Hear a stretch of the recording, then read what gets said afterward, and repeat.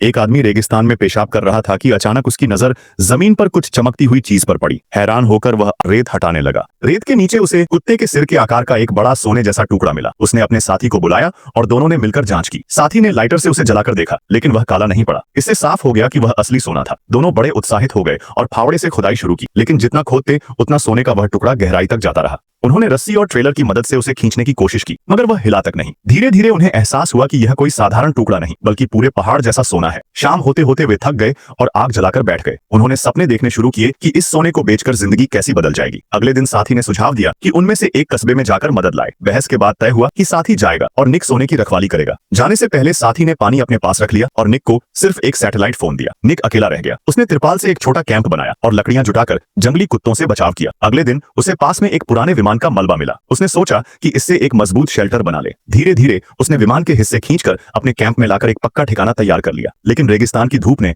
हाल बेहाल कर दिया। उसकी त्वचा जलने लगी और पानी की कमी भी सताने लगी। इस बीच उसने सोने का एक टुकड़ा तोड़ने में सफलता पाई। उसने अपने साथी को फोन पर बताया, लेकिन साथी लालची हो गया। उसने कहा कि पूरा पहाड़ उसका लक्ष्य है और निक से डटे रहने को कहा। रात में जंगली कुत्तों ने हमला किया। निक ने मुश्किल से जान बचाई। दिन गुजरते गए, उसका खाना खत्म हो गया और पानी भी गिरकर बर्बाद हो गया। अब उसके पास केवल सोना बचा था, जिस पर वह नजर लगाए बैठा था। एक दिन उसने दूर से एक औरत को चलते हुए देखा। घबराकर उसने सोने को छिपा दिया और बाहर निकलकर जमीन का निरीक्षक बनने का नाटक करने लगा। औरत ने उसे सांप का कलेजा खाने के लिए दिया, लेकिन उसने मना कर दिया। फिर उसने प्यास का बहाना बनाया और औरत को शक हुआ कि निक कुछ छिपा रहा है। जब निक ने सच नहीं बताया तो औरत उसके कैंप की तरफ दौड़ी। निक घबरा गया और उसे रोककर कहा कि वह उसे विमान का मलबा दे देगा ताकि वह भी वहां ठहर सके। आखिरकार दोनों ने समझौता किया कि एक दूसरे के काम में दखल नहीं देंगे।